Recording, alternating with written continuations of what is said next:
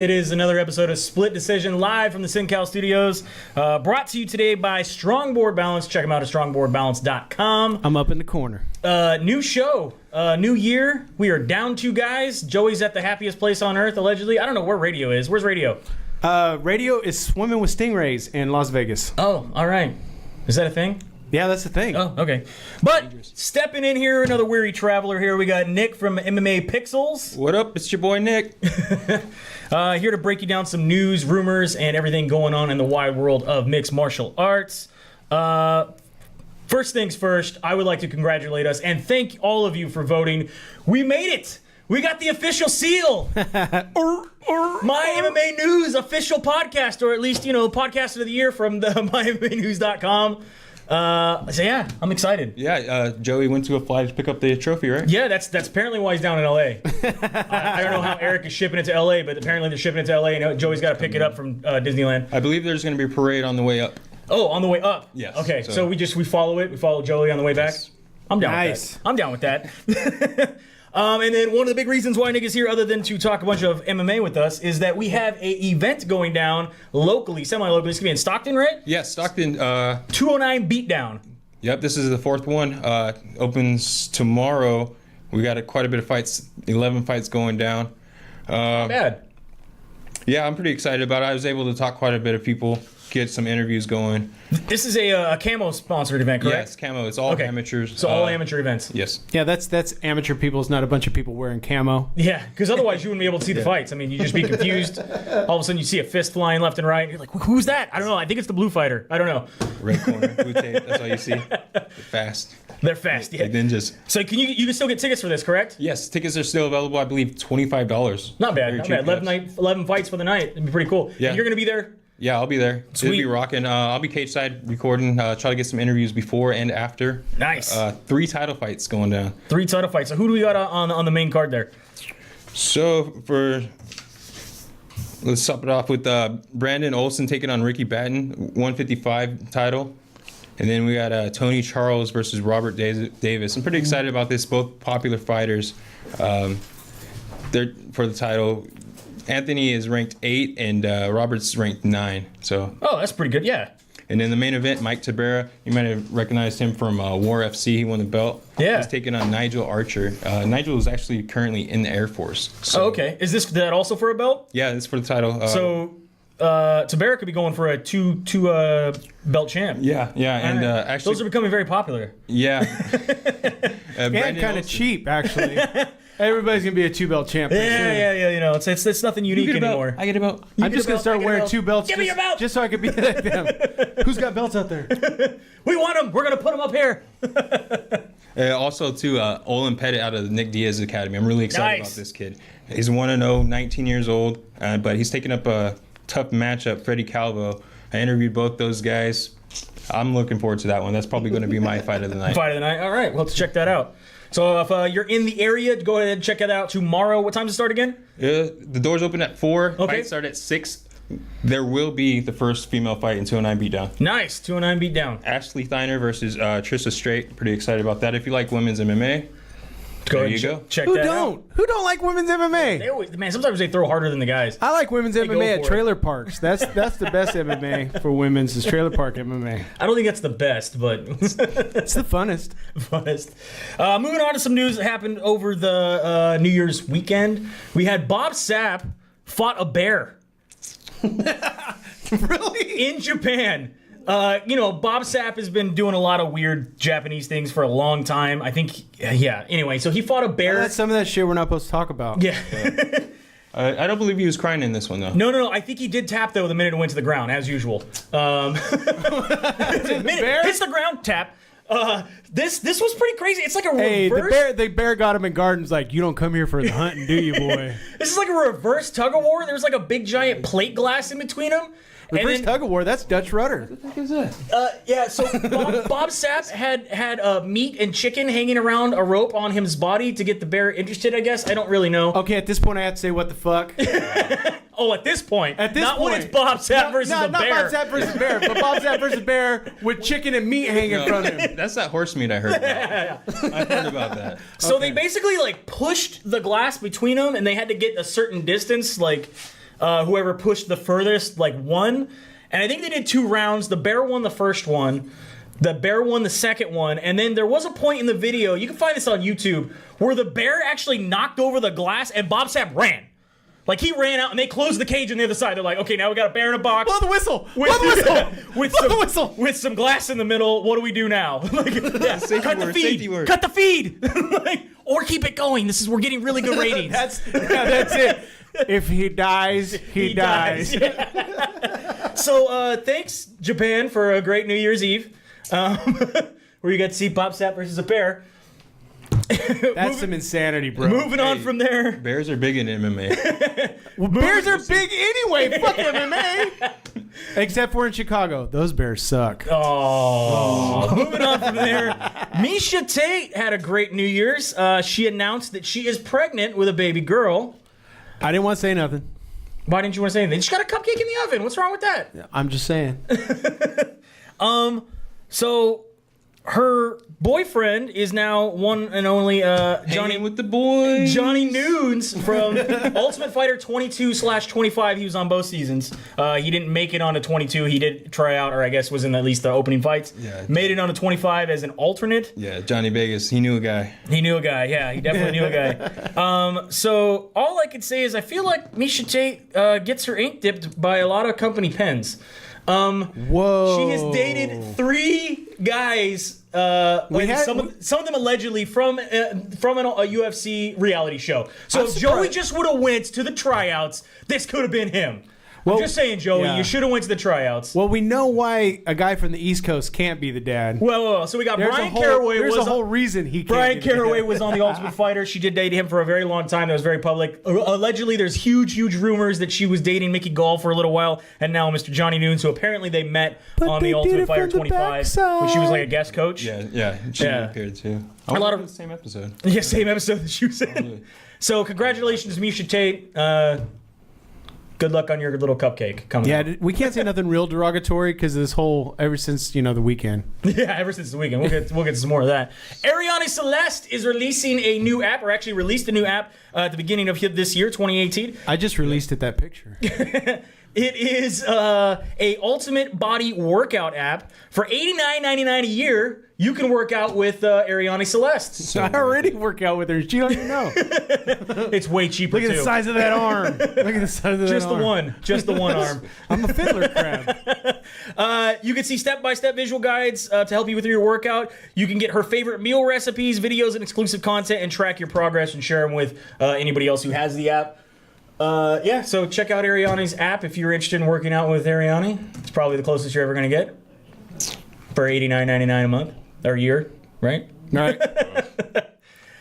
Moving on from there, California State Athletic Commission had some issues with the UFC fighters that recently fought at UFC Fresno. That happened, was that December 9th? December 9th. December 9th. UFC was in Fresno for a UFC fight night. Now, the Athletic Commission is ran by Mr. Aaron Foster here, and he put in this new 10-point system for cutting weight and basically making sure that guys stayed on weight. Right. And so up to the official weigh-ins, they have to be within 10% of their weight, of their contracted weight. So if you're a 135-pound fighter, you have to remain within 10% of 135 pounds leading up to your fight. And of course, what they're asking for is that they remain even that on weigh-in day. Obviously, we've talked about extreme weight cutting before and how it's caused some issues. We actually did have a fighter die last year, I believe, due to extreme weight cutting. So 4 fighters were flagged. Uriel Alcantara weighed in at 135 going into his fight for his 135-pound bout. Fight night, he was 154 pounds. Put on a 14% gain. Marlon Morales weighed in at 135 pounds for his, was 155 on fight day. That's an entire weight class above. Again, 14.5 pounds. David Ramos was 155.8, so he made the weigh-in, but on fight day, he was 179 pounds. Again, that's another weight class up, gaining 15%. And Luke Sanders weighed in at 135 and then 154 on fight day, 14%. They're basically saying that 10% is where you're supposed to be at. Anything other than that, you should not be fighting. You need to move to the next weight class. This is going to change a lot for a lot of people. We've been talking about this, though, since they were talking about implementing it. Now that it's actually implemented, the California State Athletic Commission said we will refuse to get these guys licenses in California if they do not make the weight change. their heart's in the right spot, but 10% is not the same for a heavyweight to a lightweight or to a 135. They're just saying 10%. It's not the same. Yeah. I'm a heavyweight. 10%'s the same. So and Especially coming from a wrestling, if you've wrestled at all, this is a boohoo story, man. Yeah. If you ever wrestled, you had to make weight that morning. In some matches, you had to make weight again in the afternoon. They were at a different weight. Yeah. So you're trying to convince someone who's willing to risk their life to fight in the cage to not fight at a lower weight class that's going to benefit them because it's risky. It's I think not to a gonna happen. point. I mean, like I said, you don't think that the extreme weight cut's a risk? No, that's what I'm saying. But the fight's a risk. So somebody who's already going to get in the fight, you're saying don't risk their life by weight cutting? Come on. I think they're risk takers. I think some risk is like I said is No, I don't normal. I don't think it's a risk thing. I think that's not your weight. Yeah. You're not a 155er. But if I can make it, if I could be there per the rules, I'm going to do it. Yeah, I don't know. Like I said, I kind of believe And if my along the aunt lines had of a if it dick, gets too she'd be my dangerous again. uncle, but- We had a guy last year die because of extreme weight cutting. Yeah, I mean, wrestlers are always dying because of it. So I mean, what if I came in just holding a bunch of balloons instead of the towel? just doing the 1-footed trick on Yeah. the weight? Everyone does that one. It's like, yeah, dude, I lost like 15 pounds. Lay down. Oh, wait, look, 1 foot. I'm good. So right now, at least with these four fighters, you can't say that either one of them had the advantage because Uriah Contador lost his fight. Marlon Morales won his fight. David Ramos won his fight, but Luke Saunders lost his fight. So 50-50. Did the extra weight help them or may not help them? I think as long as you stay within a reasonable percentage, 15% to me is not unreasonable. I mean, now if you're at 30, 40%, even at 20, I think is pretty hefty to be changing your body that amount in a day. What if, at that point when they start lubing up their face and they got to take their socks off, what if right there they wham and you got to be within... You mean as they're walking into the cage? As they're walking in the cage. Where they have that mat where they Yeah, put the they have to be Vaseline on? within 10 or 15% of their weight. I think that's kind of what California's going So for. we're going to This get is all the way day. to the walk-ins and then cancel the fight? Not cancel the fight, but Then why do it? You'll give up a piece of your purse. Fair Cost enough. you money. I mean, it makes sense. That's reasonable. Yeah, I I'm can see not that. saying cancel these fights, and I'm against what New York does when there's a big weight difference that they won't even let the fight happen. Yeah. I think it goes. Or back you to, got implants. Yeah. I mean, it should go back to the guys in the back, and it's like, look, Daryl was fucking 20 pounds overweight. What do you want to do? He's like, Daryl, you can Give me your purse. Give me half your purse, and I'll do this fight. 20%, If Daryl wants to 25%. get paid. But, I mean, look at these guys who've been screwed, like where someone gets hurt or doesn't make weight, and they didn't even get their fucking show money. Yeah. Yeah. That's true. And then, I mean, if you don't want to fight a guy who's 20 pounds over and then you're kind of like shamed, like, oh, why come you don't take the fight? Yeah, it's very, very, very... it's kind of a touchy subject to talk about, especially some of these bottom guys. line, just don't fight in California. Speaking of extreme Where weight the cutting, money's at. BJ Penn recently was talking. Apparently, there was a poster floating around for UFC 221, that he was going to be making his return to the octagon. He said absolutely not. There's no plans for me fighting right now. He's like, I wish I'd be back and fighting, but there's no plans of me fighting right now. And then they asked him about, again, do you think that the UFC will go to Hawaii in 2018? He says, I really hope so. Of course, I would love to fight in Hawaii. Hopefully, the UFC and the state of Hawaii can come together and get it done. I know the the Hawaiian fans are starving for a UFC event. It would be absolutely amazing. I would think about coming back, but I haven't been thinking about it lately. One thing is for sure is I would never fight at 145 pounds again. You look at this picture here where he weighed in when he had to do his 145-pound fight. It definitely did not look good. We all know BJ Penn did not do well anything lower than 155. Yeah. Why wait for the UFC?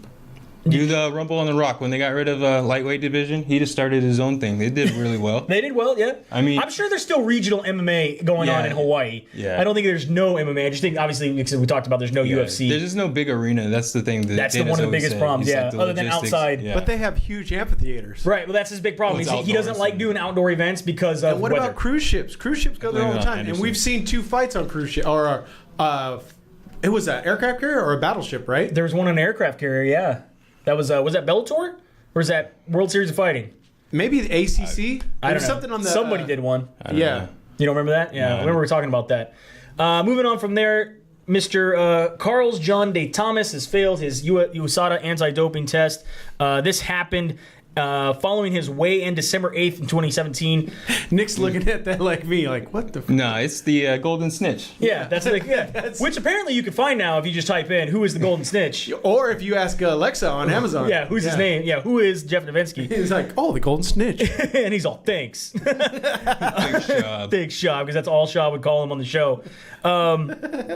Anyway, he was released also by the UFC before this news came out. I don't know if it's related or not. I think it had to do with his loss, but he has been busted for the by the USADA for an anti-doping test. Again, we don't know what it was for. It just says for an in-competition sample.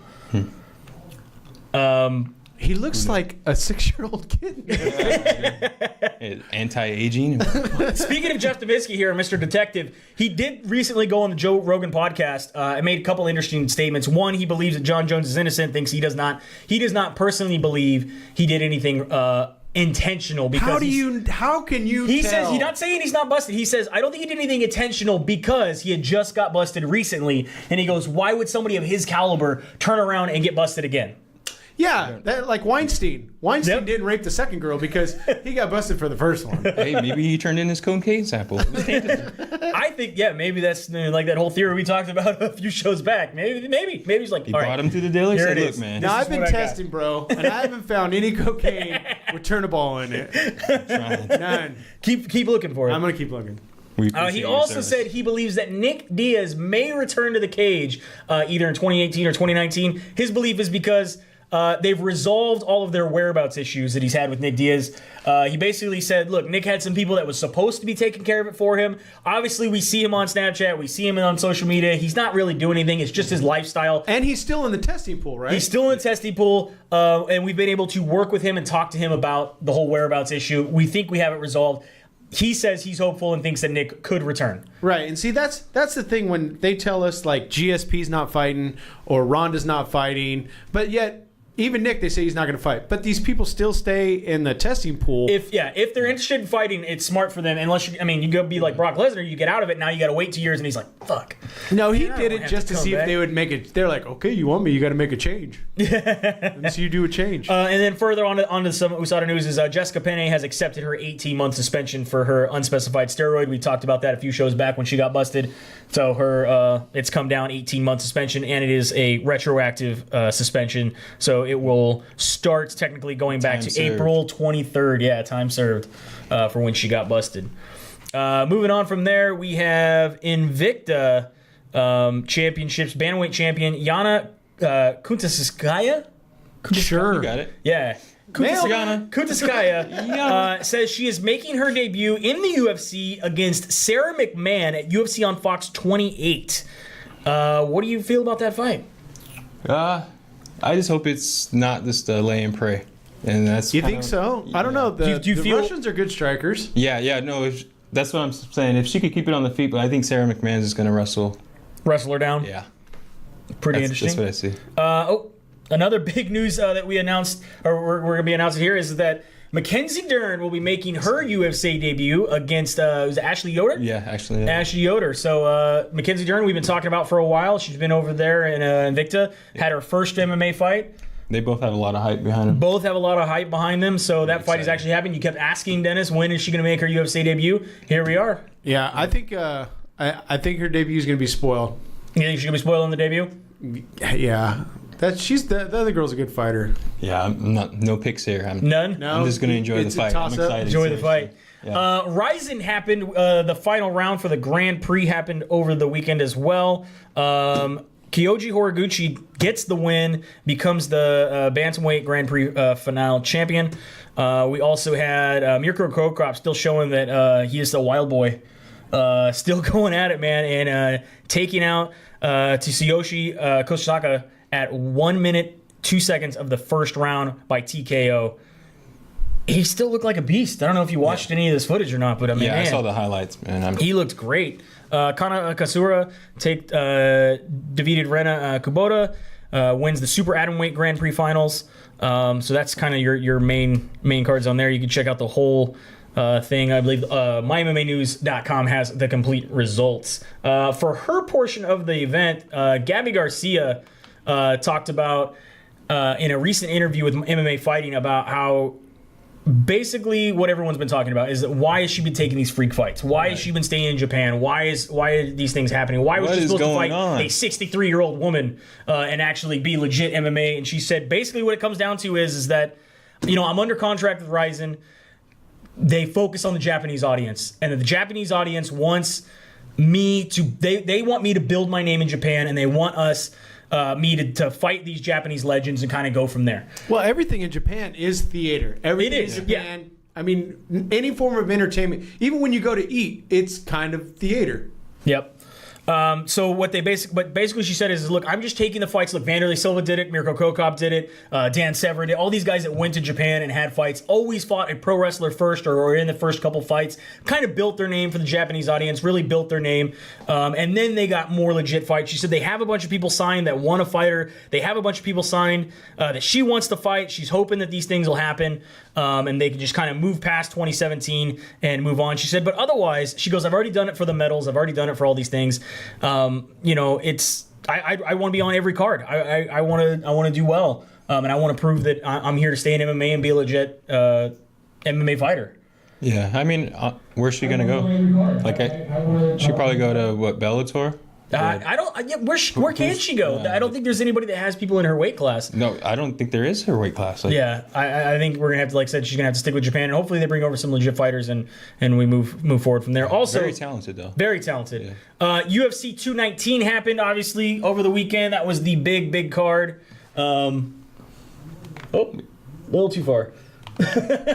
We can go over the results of that, and there's lots of fallout and lots of news going on with that whole thing. Tim Elliott defeated Mark De La Rosa submission in the second round on the prelim Fight Pass card. Yeah, happy for that guy. I know his last fight got canceled, but he was able to get like 2 weeks notice. Yeah. It was a good fight. So Matthias Nicolou defeated Louis Samolka. Marvin Vittori defeated Omari Akhmedov. Miles Jury gets the win over Rick Glenn. Fury. And Michael Olenek, I cannot pronounce that at all, defeats Khalil Roundtree at a decision. Told you. I called him Russian, but he's Polish. He is Polish, yep. He's Polish. Neil Magny got the win over Carlos Condit. Where does Carlos Condit go from here? Do you think he's done? Do you think he goes to selling coffee? Yeah. Do you go Natural born barista? Natural born barista. Yeah. Just needs to move past and move on. Yeah.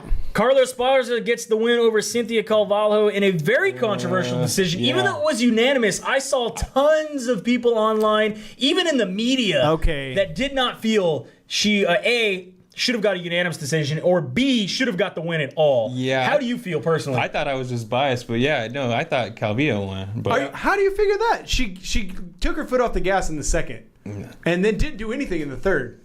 Yeah, I mean, it was close. It was a close fight. I wasn't like, oh man, I can't believe she lost. Do you honestly believe that first round was a 10-8? No. Okay, see, it was the old rules, right? It was the old rules. It wasn't the new MMA rules. Yeah, that was the other thing too. I think if with the new rules, it probably would have been a 10-8. I think the judges just started using the new ones. Yeah, because just mid-card, they're like, Right. Well, the Khabib fight, but I'm saying, that's the only argument that I'd entertain. And that's if you believe that the first round was a 10-8, and then the other two were 10-9 for Esparza, that it was a draw. But other than that, I really don't think she would have been happier with a split decision. Really? I think I would have been happier if she First of all, if you're watching the show, you'd be drinking. If she'd have fought all 3 rounds, I would have been happy. All right, yeah. I can see that. Dan Hooker gets the win over Mark DeKeese. Submission guillotine, round 3.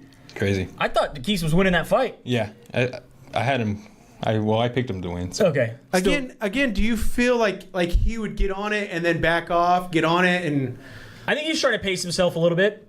I definitely think he's trying to pace himself. I think just Hooker kind of figured out what was going on. Especially, I mean, we know DeKeese is a very dynamic striker. It likes to change it up quite a bit. Very exciting to watch. Yeah, so I think he just kind of figured him out and took his time. Was very patient. Khabib Nurmagomedov defeated Edson Barbosa. Good God, man! I had Edson on this.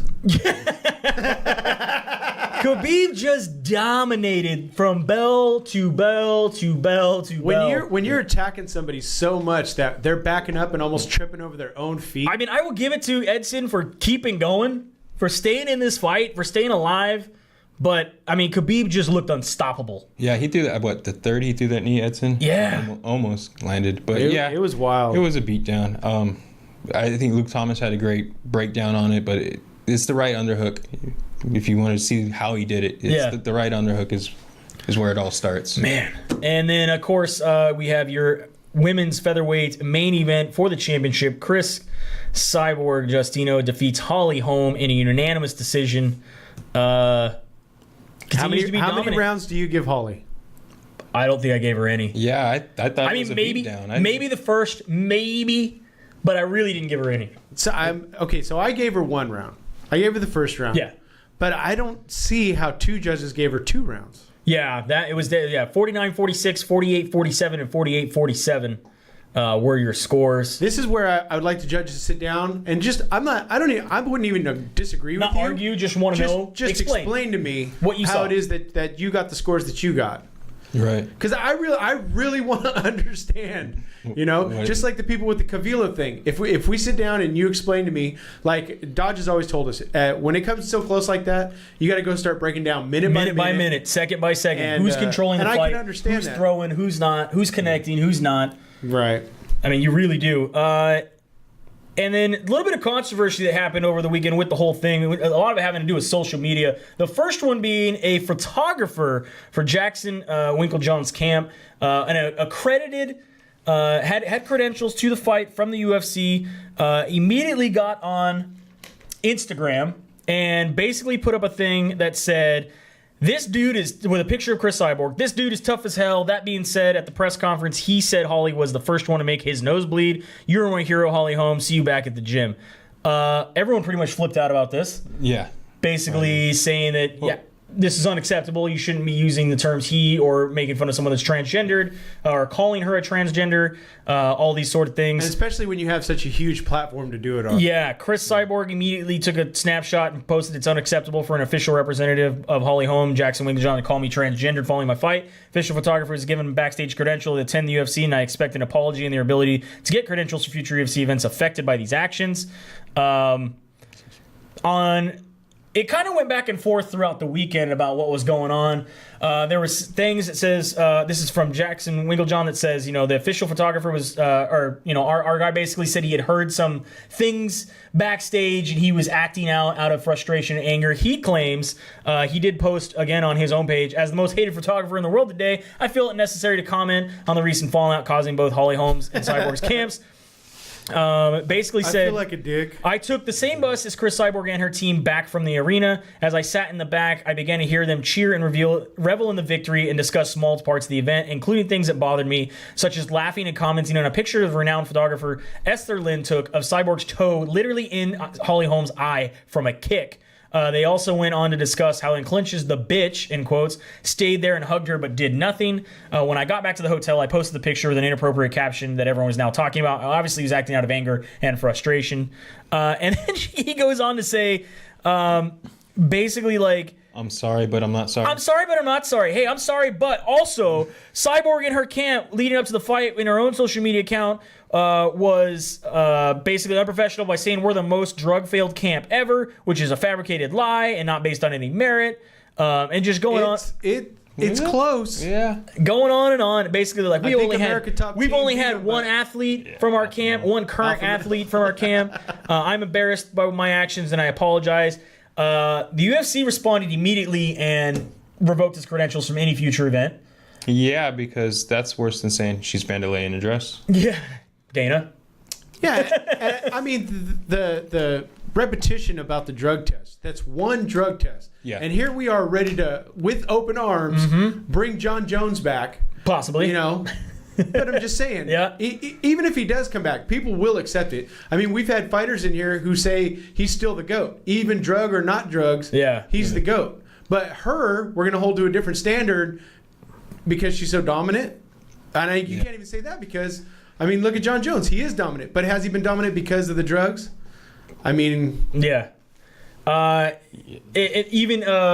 It got to the point where Cyborg was asking, or whoever was running her social media was asking her fans to go and 1-star Yelp review Jackson Winklejohn. I mean, that's who does just that? Messed up. Who does that? Who does that? Gosh, that ruins businesses. You gotta, oh my goodness. But then Cyborg, taking the whole thing in stride, I guess kind of moving on past that, decided to post this post saying that I got a call asking if I would fight Megan Fake Anderson news. in her home country, and I said yes. She says that she'll be fighting at UFC 221 against Megan Anderson for the featherweight championship. Which immediately Megan Anderson was like, nope, that didn't actually fucking happen. Fake news, because the UFC never contacted me or her. Right. This never happened. Who's running Cyborg's hype machine that they're just trying to like pump things out? But I mean, what if somebody just said it to her and then she posted it and they're like, "Fuck, we were saying maybe they should ask for somebody that." walk in there and tell her that I was lying. But I mean, I will give it to her credit. This is how she got the Holly Holm fight. Yeah. She basically said, "I'm fighting at UFC 219." Yeah, she changed her Twitter handle. You know what I mean? It changed, yeah, and it was like, "This is gonna happen." Dana White's like, I don't know if that's gonna happen yet. No, this is gonna happen, and they're like, "All right, so this is happening." Yeah. Once Dana says it's happening. Has Dana said this isn't happening yet? Yeah, he says. Oh, it's totally happening then. He says what he would like to happen is Chris Cyborg against Amanda Nunes. That's what he wants to happen. He recently did an article with ESPN, or recently did a thing with ESPN, and said that he would like her to fight that. Can we use the joke Amanda hug and kiss? That basically Amanda Nunes is a big, strong, powerful puncher. She came to me saying she wants that fight. I think that's the fight to make. I think she matches up very well with Cyborg. I think it's a fun fight, and that's the fight that we need to make. Chris Cyborg instead turns around and says, no, she needs to prove herself. She needs to have a fight within 145 pounds first. I don't care that she's a champion at 135 pounds. I should be fighting somebody that's in 145 pounds now. It's not fair to anybody in the lineup. Let's give Pam Sorensen, who is the number one a featherweight contender in Invicta, who's not Megan Anderson, the chance instead. Or I could fight somebody else. I'll fight, anybody but basically Amanda Nunes, because she should have to have a fight at 145 pounds. How do you feel about that? I mean, 2 women Brazilian stars. Let's kill them. Let's make them fight each other. Why not put them on the same card, have them fight somebody else? I mean, there's no reason for it. 145. I mean, it'd be a good matchup. It'd be a good super fight, man. Yeah, but what did Amanda say? Does she want to even have the fight? Amanda wants the fight. She's the one who asked for it. Okay. She said, I'm ready to go up. Let's have this fight. I'm ready to make this happen. Megan Anderson that we just talked about, she wants the fight to happen with Cyborg, although she's like, it's not happening at 221. I'll sign the fight, but it's not going to happen at 221. I think Megan Anderson should have to fight at least 1 or 2 other fights before she gets a championship shot. Even though she's the title holder in Invicta. That doesn't hold any water for me. None? None. 0! That's pretty harsh, man. Yeah, Invicta's pretty legit. I'm not a credible source. Invicta's legit. Okay. Also moving on from this, Angela Hill. we have some interesting little tweets that happened. Obviously, Conor McGregor was watching the fight, and he says that Dagestani dog, was dog shit, and all of you are nuts. Game is full of sloppy bums asking to be slept. Pay me what I'm worth to bring the king back, and the king's back. You already signed your contract. You're being paid. Come back and fight. He said again, then he said, truly, truly get on your fucking knees and beg me. Otherwise, I don't give a bollocks. My whiskey's coming out this year, which is not anywhere true. And that's Diddy's bread. And that's Diddy's bread on top of Diddy's bread. Now get your Diddy's out and beg. Nurmagomedov put up this image where he How has does him. Puffy Combs have anything to do with this? Because Diddy's in the alcohol game. He has Ciroc. Oh, okay. The 4. You didn't watch the 4? No. I heard it was shit. Nurmagomedov responded with this image of him riding a bear chasing Conor McGregor, who's running away. That was just my opinion. Which is pretty funny. Conor responded, I'll slaughter your pets and wear them as coats, and I only wear them once. Which I thought I saw on Twitter, some funny people saying just like you only wear your belt once.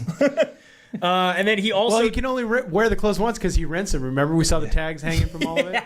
And then he posted a picture of him looking like he was shin kicking Floyd Mayweather, and says the rule set kept you out of the funeral home. Basically, he's trying to bring him into an MMA fight. Dude, you lost. Yeah, you lost. No, you said you could beat him at any rule set, and you lost. No, he's all Get sad. over it. He's all they're talking about everybody else now. I got to be part of the hype train for 20 minutes. Dana White came out and said, basically his plan is the other big fight we need to look at is Tony Ferguson against Khabib Nurmagomedov. He says, as long as Conor is willing to fight by March, we could do Khabib versus Tony, and the winner will fight Conor. Or if Conor wants to sit out until next fall, by August or September, he'll basically make Khabib and Tony for the legit title. He in ESPN before the fights happened, he got very upset and says, for people to suggest that he should have his title stripped, you're just a Conor hater. Because if you look at everything how it played out, Conor fought everybody. He won the 155-pound belt. He dropped the 145-pound because we made him do it, even though he didn't want to. And then he fought against Floyd Mayweather. So he has to defend the title now. Why does he have to defend it? How has he never defended a title? You know, it's easy to look at a piece of paper and says he's been reluctant to defend his title, but everyone ignores all the timeline. Things like, you know, he knocked out Aldo. He took out Poirier. All these type of things. He says that's some fucking exaggeration in saying the guy's defended a title.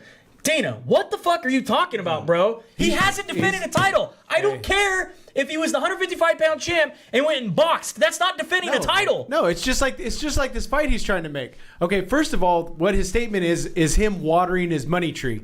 And then the other thing is him putting a fence around his money tree because he knows that Ferguson might be able to take out Khabib. And I think he feels better about the Ferguson-McGregor matchup than he does about the Khabib Oh, for sure. matchup. For sure. I mean, that's everybody across the board, I think, right now knows Khabib will wreck Conor. Yeah, because I honestly think Tony could wreck Conor. Right, but I think Khabib would be more dominant. Yes. I don't think he would finish it. I think he would do what he did to Barbosa because honestly, I think he could have finished Barbosa early in the second. Mm-hmm. But especially when he's holding his head up and punching him in the face, like this is a great punch. So this is a great punch. So I think he is going to be like a bear and maul McGregor if he gets a chance. After the whole thing is said and done, Dana White went and did a very exclusive interview with Kevin Iole from Yahoo Sports. You can find that on YouTube if you take a look.